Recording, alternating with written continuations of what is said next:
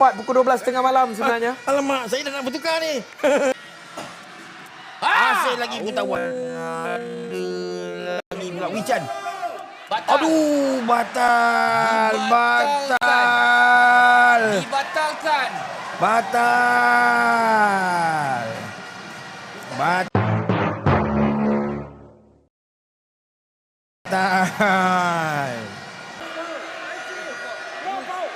Okey, sini Rahmat.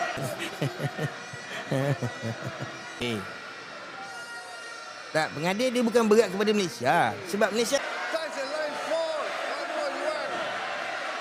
sebab tu dia kata challenge line fault. Main je lah. Alamak. Benda pun habis lagi. Betul Rahmat eh? Ha. Many advisory to enter the court of play, yet you refuse.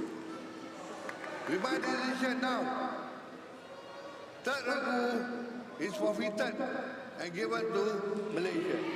Ya, nampaknya keputusan berat tapi terpaksa diambil.